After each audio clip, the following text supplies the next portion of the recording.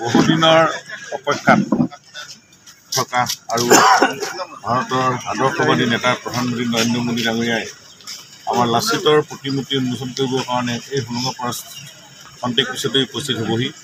আমাৰ মলুমসকল তাই সময়কে নহয় সমগ্ৰ জাতি জনগোষ্ঠীৰ অসমবাসীৰ কাৰণে আজি দিনটো গৌৰৱৰ দিন, ঐতিহাসিক দিন হ'ব। আমাৰ মাননীয় মুখ্যমন্ত্ৰীৰ প্ৰচেষ্টাত এই লাচিতৰ মৈদামস্থলী বজাৰ প্ৰায় তোলা হ'ল খুব কম দিনৰ ভিতৰতে, আপোনালোকে জানে। গতিকে আজি অসম তথা ভাৰতবাসীৰ কাৰণে অতি গৌৰৱৰ আনন্দৰ দিন। লাচিতক আমি বিশ্ব দৰবাৰেই নহয় সমগ্ৰ গোটেই ভাৰতবৰ্ষৰ অসমেই নহয় বিশ্ব দৰবাৰত প্ৰতিষ্ঠা কৰিব আজি লৈ যাব হ'ব। গতিকে এইটো স্বাভাৱিকতেই এই বীৰজনাক সন্মান জনোৱা আমাৰ এই মুহূৰ্তটোত আমাৰ খুব আনন্দ গৌৰৱৰ আজি কেইবাদিনো ধৰি এই জেগাৰ উখল মাখল হৈ আছে পৰিৱেশত। গতিকে আমি আজি তাৰে সাক্ষী হ'বলৈ আমি গৈ আছোঁ।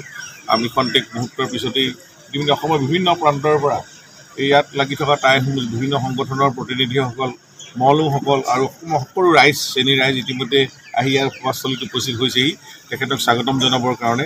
ইয়াৰ উপৰিও যিখন আমাৰ মূল সভা হ'ব তাতে প্ৰায় 17,366 কোটি টকাৰ আধাৰশিলা আৰু উন্মোচন কৰিব। ইয়াৰ পৰাই তিনিচুকীয়াৰ আমাৰ যি কেঞ্চাৰ হস্পিটেল উন্মোচন হ'ব, আজি শিৱসাগৰৰ এখন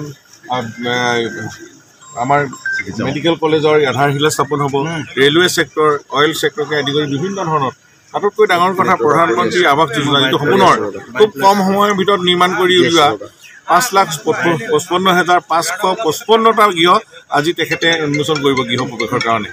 এইটো সাধাৰণ শ্ৰেণীৰ ৰাইজ যেতিয়ালৈকে আৰ্থিকভাৱে সচ্ছল নহ'ব, তেতিয়ালৈকে ৰাষ্ট্ৰখন উন্নত নহ'ব, এই ধাৰণাৰে তেখেতে কাম কৰি আছে। এই 10 বছৰ কাৰ্যকালৰ অন্যতম তেখেতৰ এচিভমেণ্ট। ইয়াতে মাননীয় মুখ্যমন্ত্ৰী মহোদয় উপস্থিত থাকিব, তেখেতৰ সং দিব। আৰু ইয়াতে আমাৰ পবিত্ৰ মাৰ্ঘেৰিটা সাংসদ মোকে দায়িত্ব দিছে আৰু আমাৰ ইয়াৰ স্থানীয় মৈদাম সংৰক্ষণ সমিতিৰ তেওঁলোকৰ সভাপতি সম্পাদক বা ইয়াৰ কমিটিৰ ৰিচেপশ্যন পুৰোহিত যিহেতু কিমান আহিব আজি? আমি 250জন পুৰোহিত ইতিমধ্যে আহি উপস্থিত হৈছেহি। আৰু ইয়াৰ উপৰিও আমাৰ মূলা গাভৰু যিসকল মহিলা ইয়াৰ 200 ইয়াতে উপস্থিত। আমি তেওঁলোকৰ যিটো আইচিংলাও আমাৰ যিটো প্ৰাৰ্থনা, এই প্ৰাৰ্থনাটো তেখেতসকলে পৰিৱেশন কৰিব, মৃদংগ দল থাকিব। এনেধৰণে স্বাগতম জনাবৰ কাৰণে SPGৰ যি কঠোৰ নিৰাপত্তাৰ মাজত আমি ইমানখিনি অনুমোদন আমাক দিয়া হৈছে। গতিকে মই ভাবোঁ এইখিনি ৰাইজে এই থলীটো আমাৰ মধুৰখন আমাৰ খন্তেক পিছতে আহিব। গতিকে আমি সকলোৱে সাক্ষী হ'ব পাৰিম। সভাত কিমান মানুহ গোট খোৱাৰ?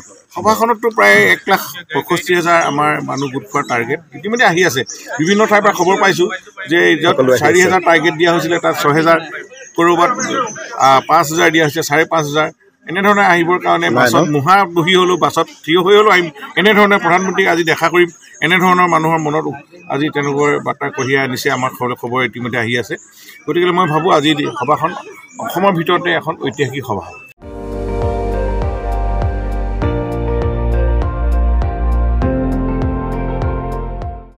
আপুনি চাই আছে ND24, সৰ্বশ্ৰেষ্ঠ নহয় সৰ্বোত্তমৰ দৌৰত।